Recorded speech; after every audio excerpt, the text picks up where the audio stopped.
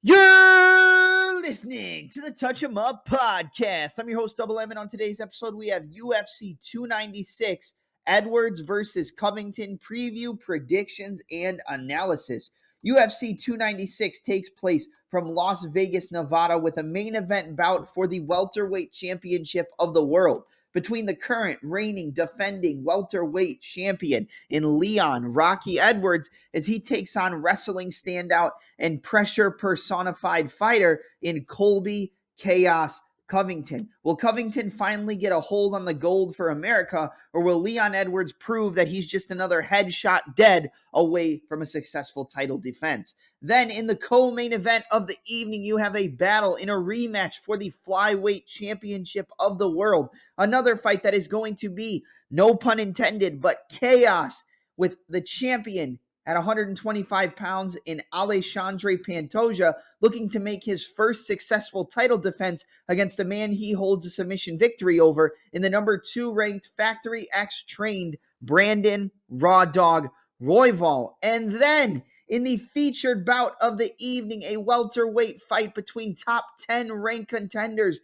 in the undefeated number 5 ranked Shavkat Rakhmonov taking on the number 6 ranked former title challenger and a traditional martial arts aficionado in Stephen Wonderboy Thompson. So without any further ado, let's get this started and step into the ring. All right, guys. All right. Man, this card is unbelievable. I mean, it's the last card of the year. We won't have another card until the middle of January. And what a way to go out. This is going to be a banger of a card. I mean, the first fight on the early prelims is Randy Brown taking on Muslim Salikhov, and that's a great fight to start off the card.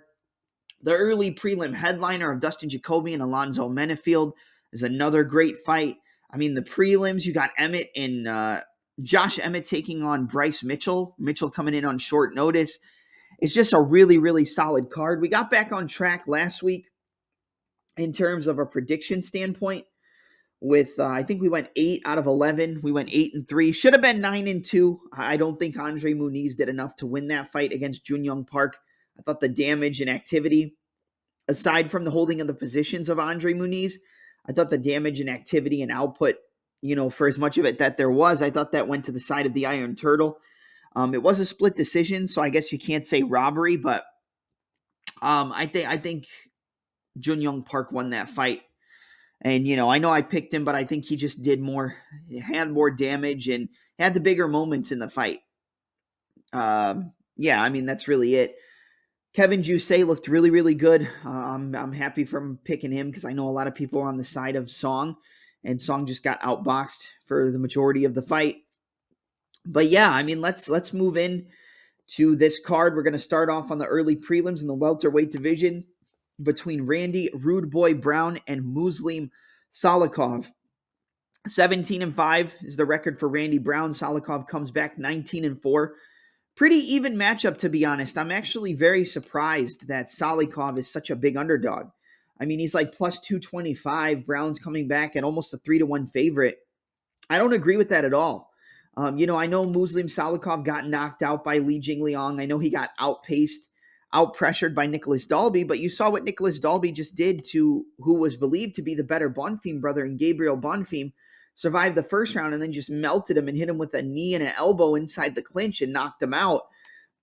Nicholas Dalby is really making a name for himself in the UFC, and I know Muslim lost that fight, but it was a close fight. He just got tired, wilted, and, down the stretch. When I look at this fight, I think Muslim Salikhov is the way more powerful striker.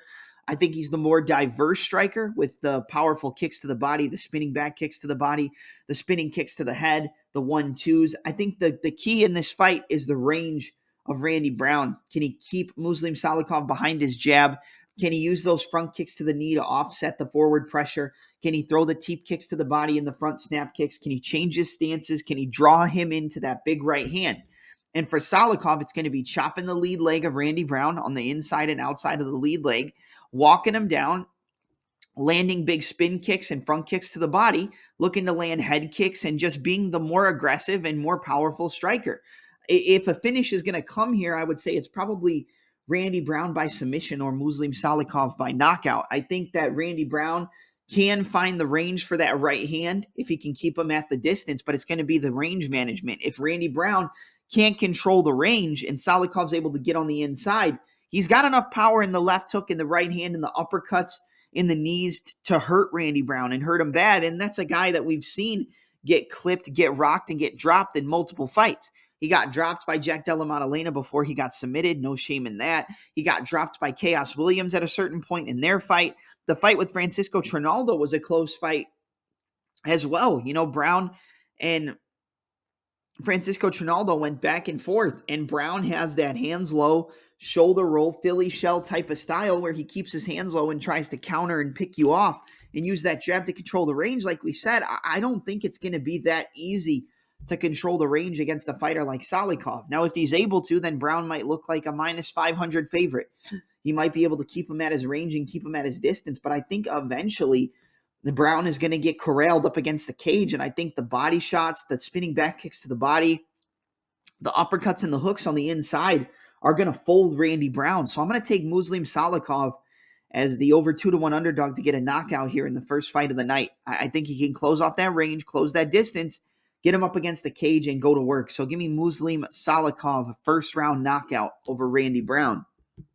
Up next, we move to a fight in the heavyweight division between a fighter coming off the Contender Series and the undefeated Shamil Gaziev, who comes in with a record of 13-0. I think he's 13-0, 14-0, taking on Martin Buday, who comes back with a record of 13-1.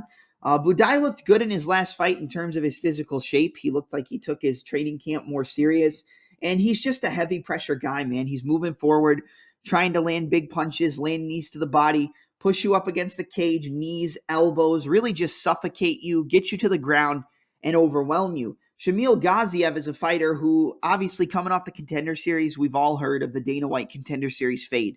Because once the fighters go from the Contender Series to the UFC, that big jump up in competition, it's too much for them. And I wouldn't sit here and say that I think that this is a fight you should sit and bet on. But breaking it down from a technical perspective, I think the fighter with the better cardio is probably going to be Buday, but I don't even think that's saying much. I've picked Martin Buday in a lot of his fights, and to be honest, he just doesn't impress me.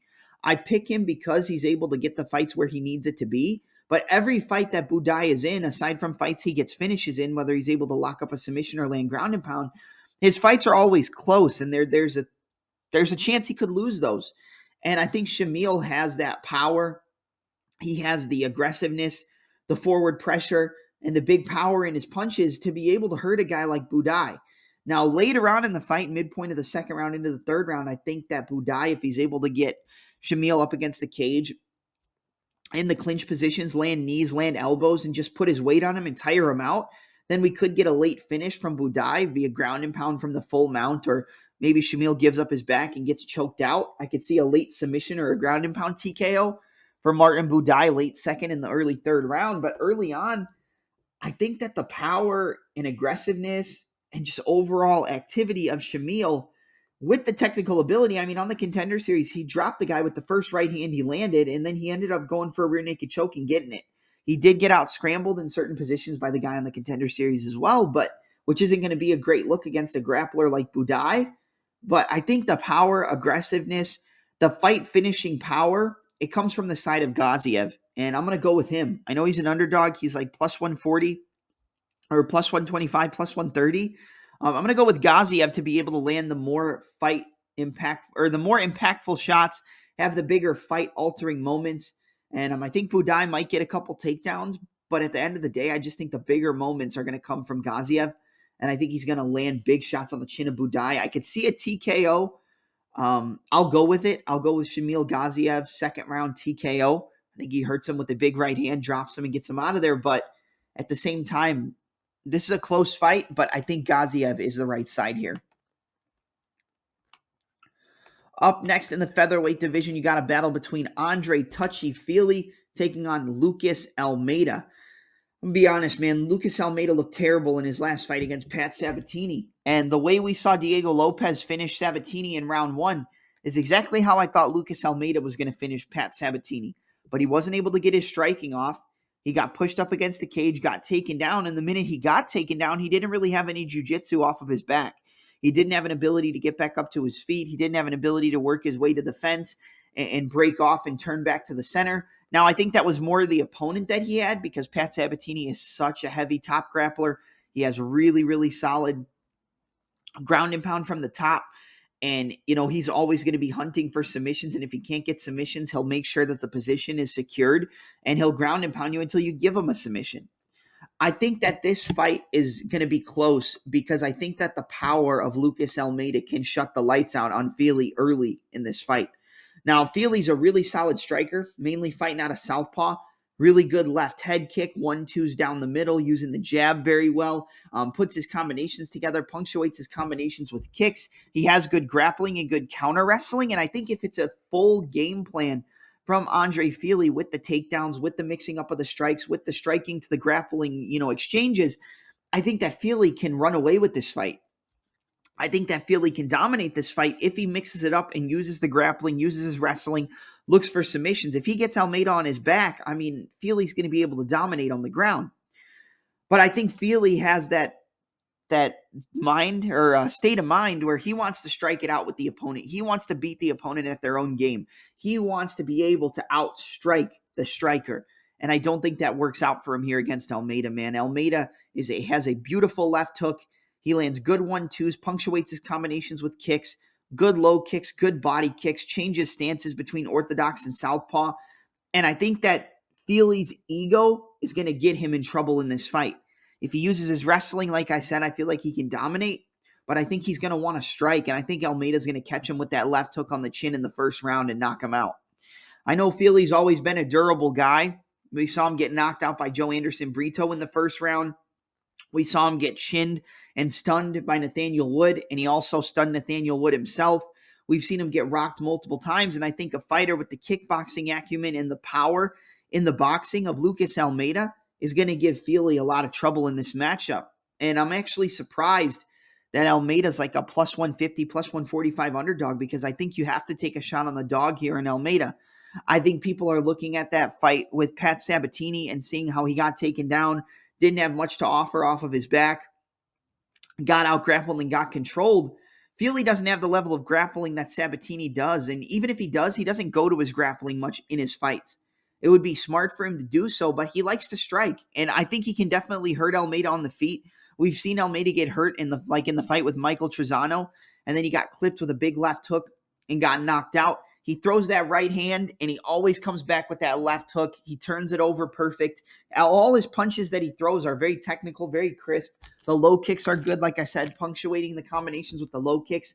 I think he gets into an exchange with Andre Fili early on, and I think he touches the chin of Touchy Fili in round 1 and knocks him out. I'm going to go with a first-round TKO for the underdog in Lucas Almeida. I'm not supremely confident in it because I picked Almeida to knock out Sabatini. I thought it was a foregone conclusion, and he got dominated when he got taken down. But I think Fili's a guy, like I said, where even though he has the wrestling, he has the top control to dominate this fight, I think he's going to play too much on his ego. He's taking this fight on short notice. You don't know what type of Andre Fili's coming into this matchup. And I think that left hook is going to land on the chin of Fili, and he's going to crack him, and it's going to knock him out. He's going to drop him and then TKO him. So give me Lucas Almeida, first-round TKO over Andre Fili.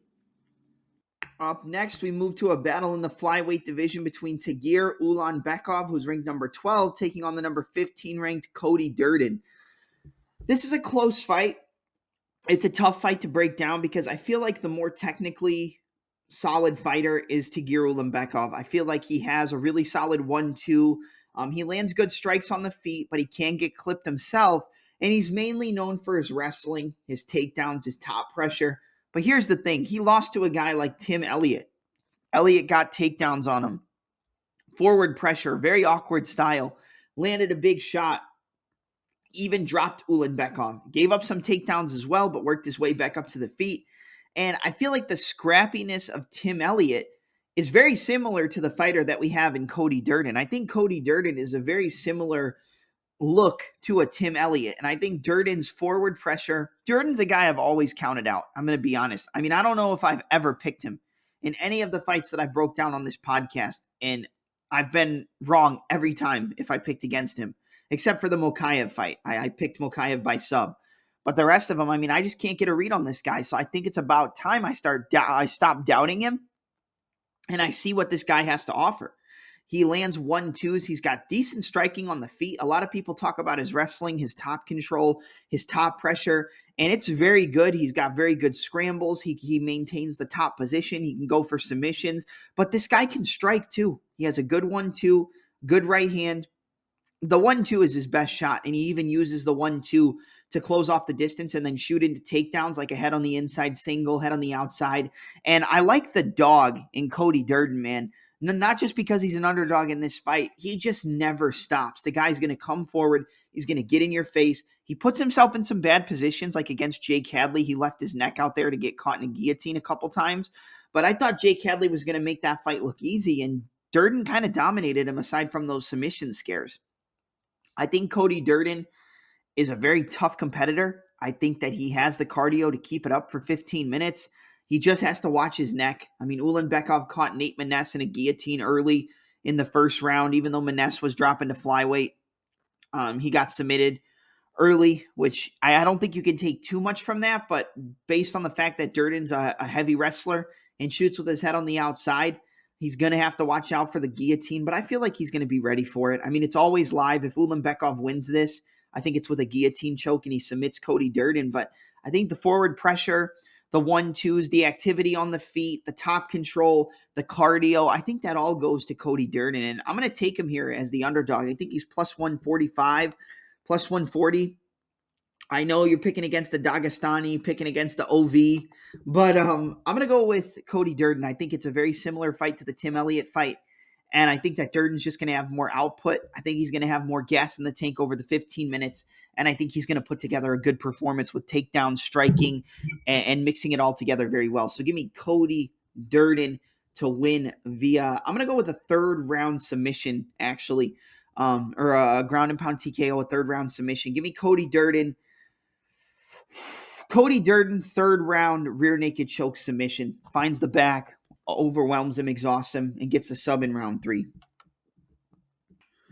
All right, so let's move on to the next fight up in the light heavyweight division. You got a battle between Alonzo Menifield taking on Dustin Jacoby.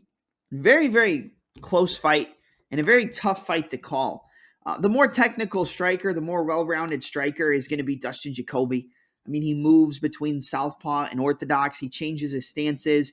He throws good low kicks. He sticks behind his jab. He finds that right hand. I mean, he knocked out Kennedy and Chukwu early in round 1. Was able to find that right hand, drop him, and knock him out. That was a fight where I backed Kennedy by submission.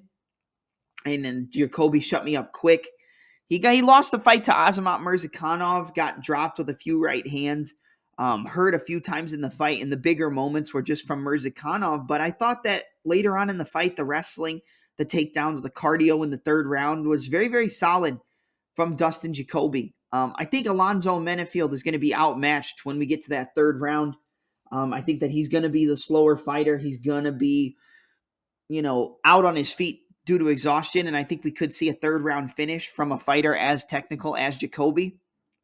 Like I said, changing his stances, using the jab, using the 1-2s, kind of just picking him apart, point fighting and finding his openings. And he also does have knockout power, and if he can set it up right where Menifield can't see it, then we could be in there, or he could be in for some trouble.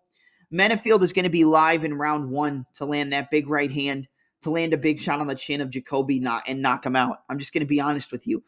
He is a huge underdog, but he's live for a knockout. He's live for a submission. We saw him get a submission against Jimmy Crute. I believe he got a guillotine choke. I could be wrong, but in that first fight, he should have won it if there wasn't a point deduction. He was hurting Jimmy Crute, rocking him, dropping him.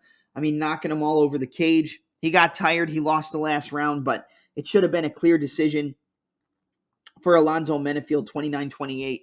Came back, shut it down quick. Landed the right hand, got the submission in round 1. I think Alonzo Menifield is being slept on here because of the kickboxing background, because of the technical ability, because of the knockout power of Jacoby. I mean, like I said, Jacoby's the cleaner fighter. Jacoby's going to be live. He's going to be there later in the fight, round 3, round 2. Like, That's late round 2 and round 3 is when Jacoby's going to have his biggest moments because he's probably already at that point going to be able to slow down a fighter like Menifield. He's going to have the cleaner counters, I feel like Jacoby will. But for some reason, dude, I just see Menifield finding a big shot on the chin of Jacoby in round 1 and knocking him out. I mean, I could be wrong. This is, like I said, it's a very close fight, but something's telling me that Menifield is just going to find that atomic bomb and land on the chin of Jacoby in round 1, whether it's the 1-2 down the middle with the big right hand, a big right hook, a big left hook. He's going to catch him with something, and he's going to hurt him, and he's going to TKO him. I'm going to go Alonzo Menifield by first round TKO. I just see he's going to find the chin of Jacoby, and I think Menifield is fast enough and powerful enough to hurt him early. Late, it's all Jacoby. But early, I'm going with Alonzo. I'm going with Zoe. Give me Alonzo Menifield, round 1 knockout against Dustin Jacoby. It's late TKO or decision for Jacoby. Early, I think it's going to be a KO for Alonzo Menifield. And due to the fact that Jacoby doesn't have the greatest volume and he kind of point fights at certain aspects, I could see it going to a split decision if it does make it the distance, and maybe Menifield can, squeak it out on the scorecards, but I would be more live for that early knockout. So give me Alonzo Menifield as the 2-1 underdog to get the first round knockout over Dustin Jacoby. Not my favorite pick, not a pick I'm telling you to rush to bet on, but I just feel like he's going to find that shot and put Jacoby down. Up next is going to be a battle in the women's flyweight division between Casey O'Neill, who's ranked number 12 in the division, taking on the queen of violence, Ariane Lipski. This is going to be a close fight, 100%. I think this should be a pick'em in terms of the betting. -110 plus 100, -120 plus 100. Like, it shouldn't be almost a 2-1 favor for Casey O'Neill. Ariane Lipski doesn't look the cleanest. She doesn't look the fastest. She looks slow. She looks lethargic, but she has good takedown defense. Her takedown defense has gotten better. And once she's able to start stopping those takedowns, she's very good at landing the right hand into the left hook, or the left hook into the right hand, the 1-2, follow up with the left hook as the opponent circles away. I think that she's going to be the more active fighter over 15 minutes in terms of being able to find openings in the striking of Casey O'Neill. Like, O'Neill might look like she's more active. She's probably going to be moving more than Ariane Lipski. But I feel like Lipski is just a little bit cleaner in finding her openings. I'm not saying like cleaner technique-wise. I think she's got way cleaner kicks than Casey O'Neill. But I think she's going to be able to find the openings inside the punches of Casey O'Neill. She's going to find good counters. And O'Neill leaves her head on the center line. She doesn't move that well. Lipski doesn't move the best either, but with the improved takedown defense, with her ability to stop those takedowns, land knees to the body in the clinch, land elbows, find the 1-2s, 1-2 left hook, cross left hook. I think Lipski is at a point in her career where she's probably at a higher level of confidence mentally than Casey O'Neill. And the mental game is very important. I think Casey O'Neill was so highly hyped up. She was, touted as the next big thing going into her fight against Jennifer Maia. And she got outstruck against a grappler. Although the striking of Maia has never been the best, she did outstrike her, and she was able to land some good shots on her. And I think that Lipski's a better striker than Jennifer Maia. I think Maia has a bigger takedown threat, but I think that Lipski's takedown defense is going to be able to keep this on the feet. And she's going to be able to land knees and elbows inside the clinch as well. I think the more active fighter, I think the fighter who's going to do more damage is going to be the queen of violence. I'm going to go with Ariane Lipski to get the job done via 29-28 split decision. I think it's going to be close. I think they're probably going to give it a split. But I think the activity, the damage, the improved takedown defense, I have to go with a fighter in Lipski. I don't see too much from O'Neill that impresses me. And she leaves a lot of openings on the feet, and she doesn't move her head. And I think Lipski's going to be there to find those counters and be able to stop the wrestling. So give me Ariane Lipski, 29-28 split decision over Casey O'Neill. Right, up next, we've got a bantamweight fight between Cody No Love Garbrandt taking on Brian Boom Kelleher. This is a tricky one. I think it's pretty cut and dry that the better fighter is Cody Garbrandt.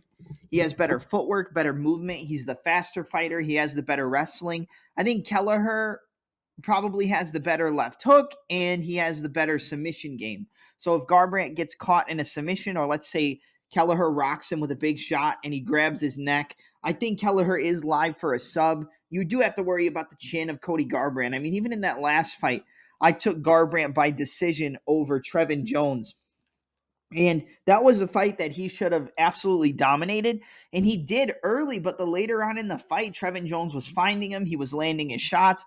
He hurt Cody at certain points, but Cody was able to make it through. But I mean, he survived that Trevin Jones fight by the literal skin of his teeth. Like, it was a very, very difficult matchup for him the longer the fight went. Early, it was easy for him. Takedowns, counter-striking, good footwork, good movement. But I just worry about the chin of Cody Garbrandt, and he's never going to be a guy at this point in his career that I'm going to tell you to go bet the house on him. Brian Kelleher has a beautiful left hook. He finds his shots well. I do think he's outmatched here against Garbrandt. I think Garbrandt, like I said, is going to be the faster fighter. He's going to have bigger power. He's going to have the faster combinations with the hands, the faster kicks, the better counter wrestling, the better offensive wrestling if he decides to go on the front foot with it. He's just going to have to watch his neck when he shoots his takedowns. Watch out for the guard work of Brian Kelleher. But this should be a fight that Cody Garbrandt wins. It's just you never know. With guys who have bad chins, they might look like the best fighter in the world until a big jab wobbles them, a big right hand, a big left hook, until a big shot hurts them, and then they go right back to their old tendencies and they get finished. I could see Kelleher finishing Cody Garbrandt, landing a left hook on his chin and knocking him out. I think Cody Garbrandt is going to win this one. I'm surprised he's not a bigger favorite, but I think it's because people have started to lose faith in him even after his last win against Trevin Jones. But this is a favorable matchup for him. I mean, Kelleher's 24-14, Cody Garbrandt 13-5. And like I said, the better overall fighter is Garbrandt, but you just always have to worry about guys who have that durability concern where maybe he's outclassing Kelleher, he's landing big shots, he's hurting him, and he rocks somebody, survives, and then gets hit with a big shot, stunned and submitted, or gets hit with a big shot and gets dropped. I could see Kelleher doing that, but Kelleher doesn't have the best durability and the best chin either. So I think Garbrandt's going to be able to get a finish here. I wouldn't be surprised if it goes decision. I'm going to go Cody Garbrandt, a second-round knockout. I think he does find the chin of Kelleher with a big right hand, hurts him, and then jumps on him with like a 5-6 punch combo up against the cage, slumps him, and then the ref jumps in. So I'll go Cody Garbrandt, second-round TKO, but you never know with a guy like Cody because if you hit him with a big shot on the chin, you still can knock him out. So you never know. But I'm going to take Garbrandt's second-round knockout. Up next, Irene Aldana, number 5 ranked in the women's bantamweight division, taking on Karol Rosa, who is ranked number 9, I believe. Yeah, number 9 in the division. You look at their records, 14-7 for Aldana, 17-5 for Karol Rosa. I think this is an Aldana spot. I think this is a get-right spot for Irene Aldana after her last fight with Amanda Nunes. That was a fight where I did pick Aldana. I picked Aldana to knock out Nunes, and she just came into that fight and didn't really do much of anything. Early on, she landed a good left hook, landed some decent shots, but she was kind of in a defensive shell. I think the moment got to her. She just kind of got outclassed, outworked. I think if she was more active in the fight, if she was more on the front foot, that she could have done a lot better. I do think that Aldana has the skill set to beat a girl like Nunes. I just think, like I said, the moment got to her. I think it was a mental issue, and she kind of beat herself before she lost in the fight. Karol Rosa, I think, is a decent fighter. She can grapple. She can strike on the feet. But to be honest, I just think this is a fight where Aldana's going to get her combinations going. She's going to look good. She's going to look like a -400, -500 favorite. She's going to land that right hand. She's going to land some head kicks. I think she catches Rosa with a left hook on the chin and wobbles her and puts her down. I'm going to go Irene Aldana by TKO in round 1. I think she will stop her. I think she will hurt her. And I think if Aldana's on, she's one of the best fighters in the world.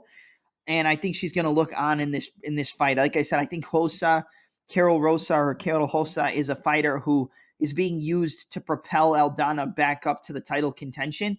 I don't think she'll get a title shot right after this fight, but I think they're using Rosa to get Aldana that signature finish.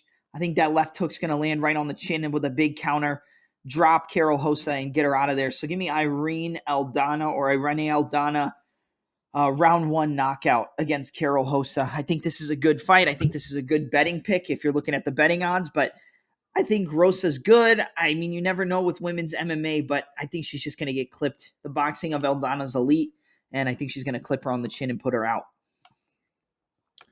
All right, the headliner of the prelims. You got a battle in the featherweight division between Josh Emmett, who was originally set to take on Giga Chikadze, taking on the number 10 ranked Bryce Mitchell. Thug Nasty. I'm going to look at it like this. Mitchell's coming in on short notice. Mitchell does not have good defense on the feet. Mitchell gets tagged, but Mitchell has really good wrestling, really good top pressure, and a really solid jiu-jitsu game. Bryce Mitchell's a fighter who has never impressed me. He never has. I mean, I was impressed by how easily he was able to out-grapple Barbosa, how he landed that straight left hand, but I think a lot of people just kind of nut-hug Bryce Mitchell, and they think that he's like the second, the gift to earth, and he's the God's gift to hillbilly MMA. And don't get me wrong, he's a great grappler. He has good takedowns, great top pressure, hunts for submissions. He moves well on the feet. He uses good kicks on the outside, hook kicks, front kicks, roundhouse kicks off the lead leg, and he does move very well left and right. And he can time counters extremely well. I think Emmett is a lot faster. I think he's going to be able to land that right hand on the chin of Bryce Mitchell. And I just don't think Mitchell's going to have as much success taking down Josh Emmett. I've heard from people who have said that they believe Josh Emmett, well, he got submitted by Yair Rodriguez, and Yair isn't a jiu-jitsu artist or a grappler. He did get submitted, but he didn't get taken down by Yair. You have to remember that. He didn't get taken down. He knocked him down, got on top of him. They got into like a scramble. I think he knocked him down with a body kick. And then he got into a scramble, and then he went to that triangle choke. And even in that fight, Josh Emmett landed a big right hand and knocked down Yair Rodriguez. We saw Yair get finished by Alexander Volkanovski, but, I think this is going to be very similar to the Ilia Topuria fight, but I think Emmett has better takedown defense than Ilia Topuria. I mean, if you look up Josh Emmett's, let's see. His takedown defense is 46%. So maybe I'm overhyping it here. But to be honest, I think that was more in the Topuria fight. Topuria was able to out-wrestle him. And we saw that Topuria can out-wrestle Bryce Mitchell.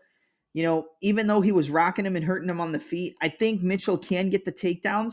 I think he will control from the top. But to be honest, I don't necessarily see that happening before he gets, cracked with a huge shot, a big left hook, a big right hand, a big overhand right from Josh Emmett, and he gets wobbled and gets hurt. Even in the Dan Ige fight with Bryce Mitchell, he was getting tagged up on the feet. He was getting outstruck. He was getting outlanded, but the takedowns, the top control, the relentlessness of the takedowns is what won that fight for Mitchell against Ige. I think Emmett and Ige are very similar. They did fight each other. Emmett got the decision there. I think Ige probably won that. But, Ige and Emmett are very similar. It's just I think Emmett's a lot faster, and he possesses more power than Ige does. The only thing is I think Ige uses a little bit more of the touch and go, or he sets up his shots a little bit better with pitter-pat strikes than Emmett. Emmett kind of just steps in. Sometimes he'll use a jab. He'll feint left hook, feint overhand right, feint 1-2. I think Emmett's going to be a lot faster and a lot more explosive than Mitchell. 46% takedown defense. That's not the best look, but Mitchell coming in on short notice, Emmett getting ready, being in training camp, getting ready for Giga Chikadze. It's a completely different matchup, but I feel like this is an easier stylistic matchup for Emmett than Giga Chikadze was. And I'm going to take the underdog at plus 150 in Josh Emmett here to find the knockout on Bryce Mitchell. Mitchell's been hurt. He's been wobbled. He's been dropped. He was getting pieced up by Topuria. I know Topuria dropped Emmett too, so you have to look at that. It was a dominating performance against both fighters. Mitchell did take down Topuria and control from the top position for a little bit, but then just got outstruck and outclassed on the feet. I think Emmett wins a lot of fights that he shouldn't win, which makes me think that if it goes to decision and it's not a complete wrestle fest, that Emmett probably gets the nod, or it might be a split decision. But I'm going to take Josh Emmett here as the dog. I think he will be able to knock out Bryce Mitchell. I would not be surprised if Mitchell controls him with the wrestling, but I think it's going to be very hard for Mitchell to implement that wrestling game plan without him getting tired the longer the fight goes, unless he gets an early submission. So I could see an early sub round 1, maybe round 2 for Mitchell. But when we get past that first round, I think the short notice bout, Emmett getting ready for a fight, I think Emmett's going to be able to take over late as long as he can survive early. And I think he lands a big right hand on the shin of Bryce Mitchell. Big overhand right, follows up with a left hook and TKOs Bryce Mitchell. I'm going to go Josh Emmett, second round TKO over Bryce Mitchell. And let's move on to the next one. I just don't think that this short notice bout is going to be too favorable for Bryce Mitchell. All right, moving on to the main card. You got the first fight up in the welterweight division between the number 9 ranked welterweight in Vicente Luque, the silent assassin, taking on the future Ian Machado Gary. 22-9-1 for Luque, 13-0 undefeated for Ian Gary. I'm probably going to get a lot of flack for this pick. I'm probably going to get told I don't know a lot about MMA with how I'm going to break this fight down. And you could be right, but here's the deal. I think that Luque is the much more well-rounded fighter than Machado Gary. I think he can grapple. We've seen he can wrestle. In his last fight against RDA, he was able to out-grapple RDA, take him down, control him. I know RDA is a former lightweight, but you have to look at the fact that the only people who really could out-grapple RDA were heavy wrestlers and very talented grapplers like Kamaru Usman, like Colby Covington, like Khabib, all the really heavy wrestling implemented game plan fighters. Luque's not that guy, and he was able to change up his game and use his wrestling. I think the grappling favors Luque. I think the scrambles on the ground favor Vicente Luque. I think the overall technical boxing favors Luque. I think the kicking game favors Ian Gary. The smart weapons for Gary would be to use that jab, right low kick, continue to attack the lead leg of Luque and slow him down. Luque's not a guy who moves his feet very well left and right. He doesn't move very well in and out. He's kind of a cover-counter fighter. He's like to cover up, counter with the left hook, cover up, counter right hand, left hook, cover up 3-2, cover up 2-3. The cover-counter series, cover up, right hand, left hook, double jab out, follow up with the right hand into the left hook. He's a very good counter striker, and I've seen Ian Gary get shinned with a left hook by Song Kanan. Now, he survived, he came back, and he was able to knock out Song Kanan later on in the fight. When Ian Gary's on point, he puts his combinations together well. He moves off to that rear side to land that rear side right-hand counter. He's got a good pull counter, good 1-2s, good head kicks, like we saw him catch the southpaw in Daniel Rodriguez with, kept catching him with the right body kick against the southpaw. He moves very well. He uses a lot of really good footwork. And I do think that Luque is going to have some trouble. But I think when it really comes down to it, I think Luque is going to find the counters on a fighter like Ian Gary. I also think Ian Gary's going through a lot in his personal life. He's going through a lot mentally. I think he's a very emotional fighter. We heard in the lead up that he got knocked out cold at Killcliff. At Team Renegade when he was training. And, he got knocked out in the training room. We don't have complete confirmation, but a lot of fighters are saying that it's true. Luque trained with Ian Gary at a certain point as well, so they are teammates, but I think Luque is going to get this one done. I could see Luque finding a submission. Like, let's say he rocks Ian Gary with a left hook. Gary tries to close the distance, and then Luque snaps that front headlock down and gets that Darce choke that we've seen him get Michael Chiesa and Tyron Woodley with. I think he can hurt him on the feet, wobble him, and then wrap up his neck for a submission. So I think a sneaky play in this fight would be Luque by submission. I think Ian Gary, if he uses his length, his reach, his range, and stays at that kicking range, Luque is going to have a long night. He might finish Luque. We saw Luque get finished by Jeff Neal. We've seen him get rocked. We've seen him get wobbled. But I think we see a different Luque here. I know he beat RDA. A lot of people were picking against him in that spot. I think Luque is going to be able to find a big counter that hurts Ian Gary, and then you can wrap up a submission.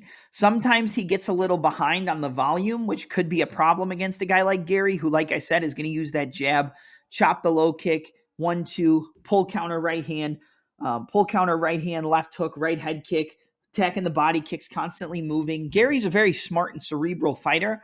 I'm not the biggest fan of him personally, but I don't really pick against him much. I think the only time I ever picked against him so far is when he lost or when he beat Daniel Rodriguez with the head kick. I thought that Rodriguez was going to knock him out, and I was wrong. I think Luque has the ability to land his counters, good ability to land that cover counter, left hook, the right hand, the 1-2 down the center line. I think Luque is going to find that left hook, stun Ian Gary, and then choke him out with the Darce choke. I'm going to go Vicente Luque as the plus 285, plus 290 underdog to defeat Ian Machado Gary via first round Darce choke. I think there's a lot of mental things going on in the head of Ian Gary. I think Ian Gary wants to make a statement in this fight coming up, but I think with so many things going on, the training camp stories, the things with his wife, I think he's getting in a bad place mentally to really be taking this fight. He might be able to overcome it, but you never know, man. If you're not on mentally, you can't really be on physically. And I think everything is going to kind of build up and pile on top of Ian Gary, and he's going to get finished in this fight against Luque. Now, I am a big Luque fan, so you don't have to agree with me. You know, I could see a lot of people telling me that I don't know what I'm talking about, but I have a pretty decent read on Luque fights, and I know he got knocked out by Jeff Neal and everything like that, but when he came back and looked really good against RDA, I think Luque is a fighter that can give Ian Gary a lot of trouble. It can, in one hand, make Ian Gary look really good if he's able to keep him at range because, you know, Luque doesn't really move too much. He kind of walks forward with a high guard, you know, shoot the box style. So he could just get teed off on. But I think he's going to come into this fight smart, come into this fight calculated. I think he's going to find that left hook counter as Gary tries to throw that lead hand, or he's going to throw a left hook, throw a right hand, and he's going to leave himself open, chin in the air, get clipped with that left hook, get dropped, and get wrapped up in the Darce choke. So give me Vicente, the silent assassin Luque, to defeat Ian Machado Gary via a first-round Darce choke submission. All right, up next, we move to a battle in the lightweight division, a fan favorite fight and a fan favorite fighter, although he is 0-6 in his last 6 outings, in the former interim lightweight champion Tony El Cucuy Ferguson, taking on another fan favorite in Paddy the Baddy Pimblett. Paddy comes in minus 340, minus 350, plus 270 on the side of the underdog in Tony Ferguson. Listen to me, man. I know Tony Ferguson is shot. I was the one who said that after Ferguson's loss to Justin Gaethje, he would never win another fight in the UFC. You can go back and listen to my podcast when I broke that fight down, or maybe the podcast following 249. But so far, I've been right. And I've picked Tony to win against Nate Diaz, and I feel like that was a bad pick. A really bad pick in hindsight, seeing how the fight played out. But Ferguson and Pimblett, man, this is a very, very intriguing matchup. I am not impressed whatsoever with Paddy Pimblett. I think he leaves his chin on the center line. I think he walks into range and gets hit way too much.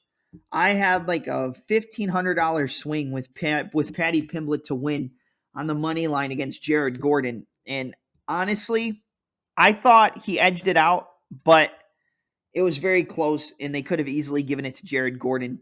Paddy gets hit. When he throws his punches, he keeps his chin in the air. He got clipped with a left hook by Luigi Vendramini. He got hit with a bunch of left hooks in his fight against Jared Gordon. I mean, the guy can get hit. He's there to be hit. We've seen that Tony Ferguson still possesses power. He doesn't have the best defense. He gets hit a lot as well.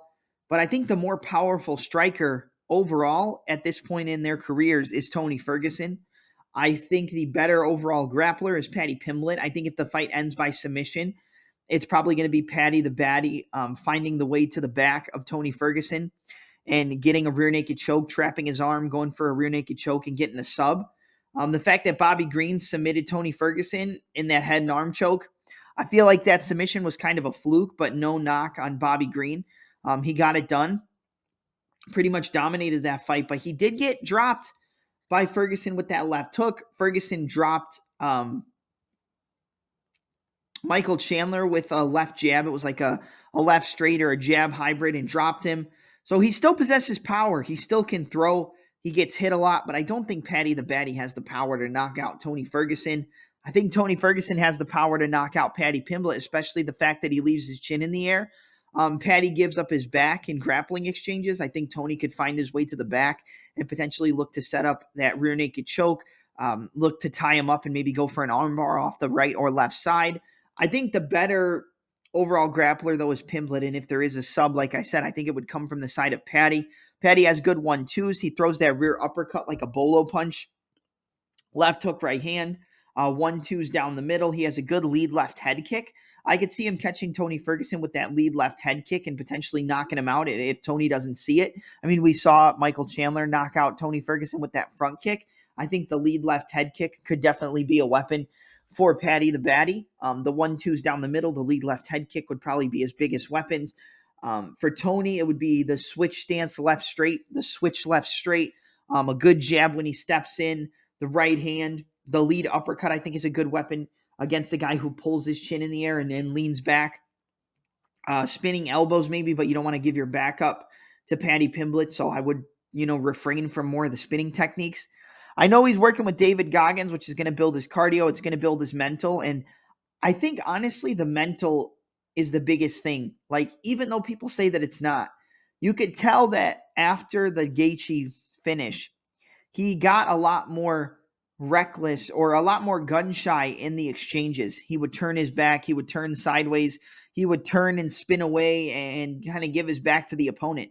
And I think it's because he didn't believe that somebody could hurt him as bad as Gaethje did. He didn't believe he could get finished in the way that Gaethje finished him. And I think that made Ferguson a little bit gun-shy. So I do think the mental training with David Goggins is an important aspect to look into in the fight.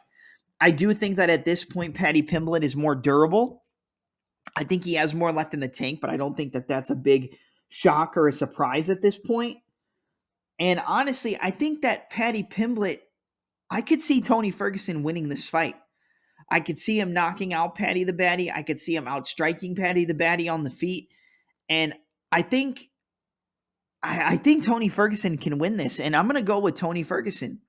I know I'm going against my better intuition at this point and picking a fighter who might get knocked out, who is definitely at the tail end of his career, who's definitely taken too much damage. And Paddy could come out here and make this look easy, but I think even in the losses with Tony Ferguson, I'm more impressed with Tony Ferguson than I am with Paddy Pimblett. Paddy the Baddy just doesn't impress me. I think if he wins, it's probably by sub. I don't think he knocks Tony out. But I think Tony Ferguson's going to find that chin of Paddy Pimblett. I think he's going to land either a big left hook or a big lead uppercut on the chin of Paddy as he leans away or as he pulls back. And he's going to drop him and he's going to TKO him. I'm going Tony Ferguson by knockout. Probably not the best pick. Probably not the best pick to bet on. And I know I've been going with a lot of dogs on this card, but I understand why Ferguson is the dog. But at the same time, Paddy, he leaves his chin in the air. He gets hit. We've seen him get controlled up against the fence. He's got good ability to take the back of the opponent. He's got good submissions. He's got decent striking in his own right when he puts his combinations together. But he gets hit. He's been controlled. He gets pushed back. I don't know, man. I'm just not impressed with Paddy Pimblett. And I know he's undefeated in the UFC, but this is the highest level of competition that he's fought in his entire career. I mean, there's no doubt. He hasn't fought anybody as good as Ferguson. I think if he fought Bobby Green would beat him. I think if he fought Topuria, like they talked about, Topuria would send Paddy Pimblett into the stratosphere and knock him out.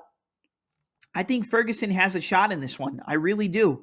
I really think that he has a chance to shock the world here and upset the rising upstart in the 20-3 Paddy the Baddy. I think Paddy's going to get clipped on the chin and get knocked out. I'm going to say Tony Ferguson wins this fight by second round knockout. I think he lands that lead uppercut like we've seen him catch multiple opponents with before, and he knocks him out. I could even see him getting into a scramble on the ground on his back and him catching Paddy the Baddy with an up kick as he tries to get in his guard and knocking him out that way. But I'm going to say that lead uppercut finds the chin, either a right hand to a lead uppercut, like an uppercut to a shovel hook kind of mixture. And he finds that chin, boom, drops him and knocks out Paddy the Baddy. So give me Tony El Kukui Ferguson via second round knockout. All right, up next, we move to the featured bout of the evening in the welterweight division between the number 5 ranked Shavkat Nomad Rachmanov, who comes in with a record of 17-0, taking on Stephen Wonderboy Thompson, who has a record of 17-6-1. I'm going to keep this short and sweet. Rachmanov's going to submit Stephen Wonderboy Thompson. On the feet, it is going to be competitive. You know, Thompson is competitive with everybody on the feet. But the pressure, the forward pressure, it's going to give Thompson openings on the feet for big counters, and that is going to be a problem for Rachmanov. But we've seen in Thompson's career that he has issues getting taken down, and once he gets taken down, he has a big issue working his way back up to his feet. I think this is going to be very similar to the Neil Magny Shavkat fight, where he's going to use his wrestling early and often. He might get hit with a couple counters, and maybe Wonderboy can snipe him on the way in and knock him out. But I think we're going to see a heavy grappling game plan from Shavkat. I think we're going to see him close off that distance, push Thompson up against the cage, work his trips, inside and outside trips, body locks, get the takedowns, work from the top position, land big ground and pound. And I think we're going to see him submit Stephen Thompson with a rear naked choke in the first round. I don't think this fight's going to be close. I do think if it stays a striking matchup, then Stephen Thompson definitely has a shot. But I think that Rachmanov wins this fight by submission. I don't think he's going to TKO Stephen Thompson. I don't think he's going to knock him out. It's possible. You know, we've seen Wonderboy get dropped. We've seen him get knocked out. We've seen him get stumbled and wobbled. And, you know, he is getting older. But at the same time, I think the path of least resistance for Rachmanov is forward pressure, avoid the counters, close that distance, get the takedown, work from the top position, get to the mount, get to the back, ground and pound, and eventually set up a submission. And that's what I think we're going to see here. I'm going to go with Shavkat Rachmanov via first round rear naked choke. I think he gets him down to the ground, walks through a storm early, gets the takedown, controls from the top, takes the back, and locks in the rear naked choke submission. So give me Shavkat Nomad Rachmanov via first round rear naked choke submission over Stephen Wonderboy Thompson. Up next, we move to the co-main event in the first of 2 championship fights. It's a rematch in the flyweight division between the champion and Alexandre Pantoja taking on the number 2 ranked Brandon Raw Dog Royval. This is a tough one for me because on paper, Pantoja should win this fight. He should win this fight easier than he did the last time, and he should find a way to win the scrambles, take the back of Royval, and submit him. That's kind of how the fight went the first time. But I do think that the cardio over 5 rounds goes to Brandon Royval. I think he pushes a higher pace. I think he has better cardio over 5 rounds. And I think he's the guy who more than likely would finish the fight on the feet. But at the same time, he uses that kind of elbow guard, lead elbow guard, and pulls away and pulls back. And he gets hit and he gets rocked. He got rocked by Matt Schnell. He's been rocked and hurt by Pantoja. I think Pantoja rocked him at a certain point. He's been stumbled. He's been wobbled. Got rocked multiple times by Kai Kara France. Came back with that spinning elbow even when he was rocked. Locked up that guillotine choke. Got a guillotine choke on Matt Schnell. Like, even if Pantoja rocks Royval, Royval's still going to be dangerous, and he's still going to be looking to find ways to come back into the fight. I think that Pantoja is the most difficult matchup for a guy, or I'm sorry, I think Royval is the most difficult fight for a Pantoja aside from Brandon Moreno because of his pace, because of his forward pressure, because of his awkward style, because of the footwork and the movement. Pantoja's not really a fighter who moves too well. He kind of moves forward and moves back. He'll cut off on angles when he throws his right low kick, when he touches with the combinations with the boxing and punctuates the combos with the low kicks. Sometimes he'll step off, and he does move his feet in that regard. But a lot of the time he's moving forward. He's coming forward, and that's what Royval's going to do. But I think Royval is the faster fighter. I think that he has better footwork. He finds the openings a little bit better. And both fighters are kind of a defensive liability. I think they both get hit a lot. They both get hit. They both get rocked. I think Royval's chin might be a little worse than Pantoja. I'm not so sure that Royval can take as many shots as a guy like Pantoja can, because we've seen Pantoja take multiple shots in the Moreno fight, find a way to take the back, control Moreno up against the cage, find his way to look for submissions. Even if it wasn't submissions, he was getting controlled. He landed big shots of his own and walked forward. I think the awkwardness of Royval makes this fight the hardest fight for Pantoja in the division. Like I said, aside from a guy like Moreno, we've seen Pantoja get hurt. We've seen him get rocked, but we've never seen him get TKO'd. Even when he fought Davison Figueiredo, he got rocked multiple times, but he didn't get finished. I think there is a potential pathway to victory where Royval hurts him with either that counter right hook or a knee or an elbow as he steps in and then jumps on his neck for a guillotine and tries to sub him. I do think that most of the time, though, Pantoja is going to be the guy who wins those scrambles, but at the same time, there's not really anybody in the division who's going to go scramble for scramble with Pantoja, which if Royval's able to defend the submissions and work his way back up in those scrambles, I feel like that's going to tire out Pantoja a lot more than it is Royval, because Royval just has that style where he can, defend a submission, get his shoulders to the mat, turn back in, spin out, get back on top, roll underneath, go for submissions. And he's a guy who loves to go into those scrambles. And I think he'll be able to keep up that cardio over 5 rounds more than a guy like Pantoja. I could easily see Pantoja rocking Royval on the feet, stumbling him, and then choking him out. I could see Pantoja knocking out Royval with a big shot because, like I said, he has been clipped on the chin, and he has been hurt and wobbled and finished before. This is a very tough fight to call. I feel like this is a coin flip of a fight, and anybody who says it's going to go one way in one direction dominantly is a little bit crazy. I think that a lot of people were expecting Royval to get finished violently by Matheus Nicolau, myself included, and Royval was able to land that knee up the middle off that right hook. Boom, knee up the middle, right hook, and knock down Matheus Nicolau and knock him out in the first round. I think if Royval comes in a little bit more patient, but still has that chaotic energy and chaotic style about him, just dialed back a little so he can last for 25 minutes, I think Royval is the most dangerous fight for a guy like Pantoja. I think Pantoja is a very solid fighter. I think Pantoja makes really good adjustments. I think Pantoja is a guy who's not going to quit on himself, but I could see Pantoja getting knocked out by Royval. I could see him getting stunned and wobbled and potentially submitted. I could see Pantoja knocking out Royval. I could see him hurting Royval and then taking his back and submitting him. I think this is a very close fight, and I think this is basically 50-50. Man, it's very difficult, but I'm going to go with the underdog. I'm going to go with Royval to become the new flyweight champion. I wouldn't be surprised if Pantoja won. I wouldn't be surprised if Pantoja was able to get a submission just like he did in their first fight. I wouldn't be surprised if he was able to rock Royval and finish him with ground and pound or finish him with strikes.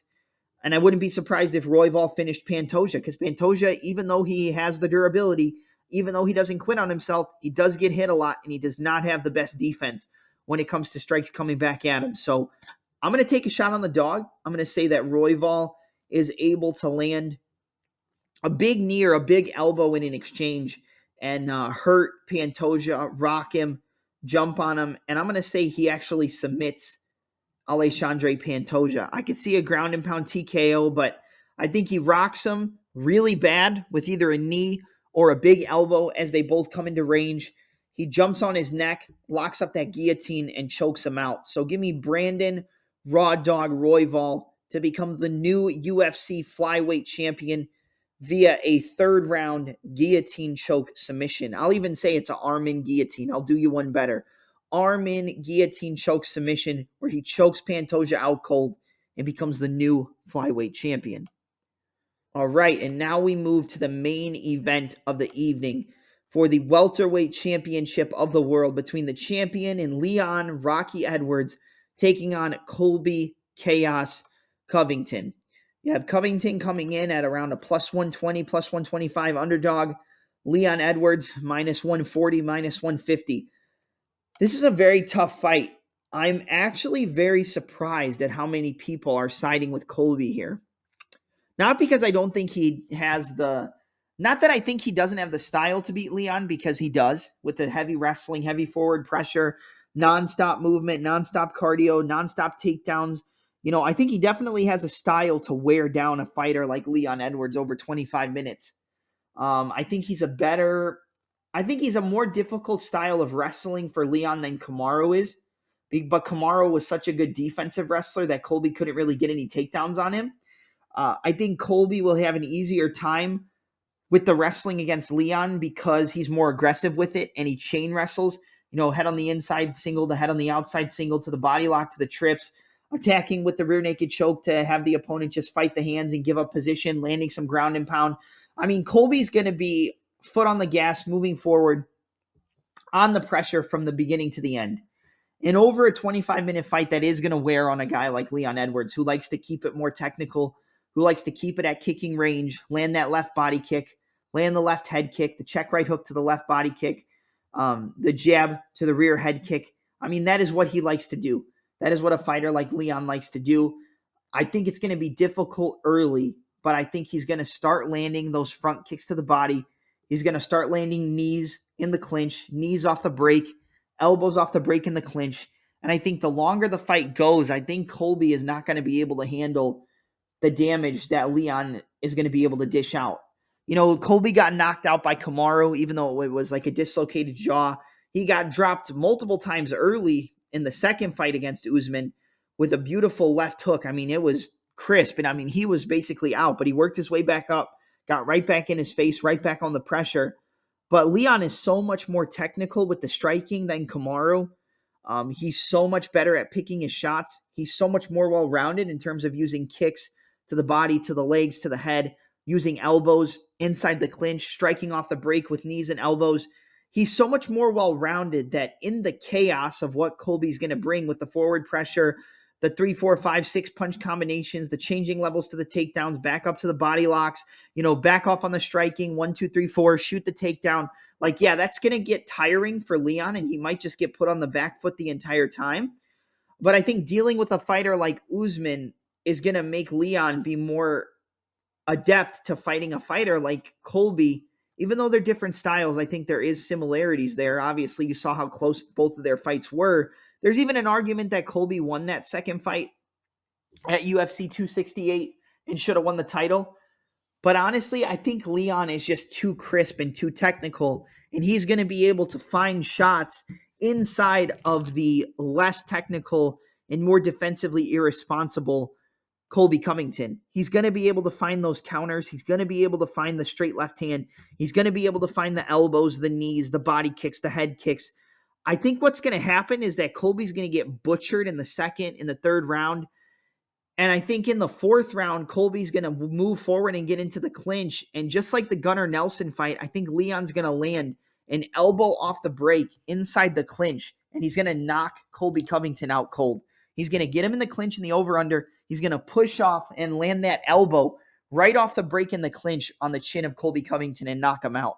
So I'm going to go with and still. I just think Leon is too technical, too crisp, and too methodical for a fighter who's as wild as Colby Covington. So give me Leon Rocky Edwards to retain his welterweight championship via a fourth round elbow knockout, landing that elbow right off the break in the clinch and remaining the welterweight champion. That's going to be it for my predictions for UFC 296. It takes place Saturday, December 16th from the T-Mobile Arena in Las Vegas, Nevada. It's going to be an amazing card. We don't have any more fights from now or from this card until the middle to the end of January. So we're going to have about a month off with no fights at all. And I think we're going to end on a bang. Headshot dead. Leon retains the title. You can get this podcast anywhere you get your audio podcast. That includes Apple Podcasts, Google Podcasts, Spotify, Anchor, Breaker, Stitcher, and many, many more. I'm your host, Double M, and I'm out. Enjoy the fights this weekend, and let's get ready for 296.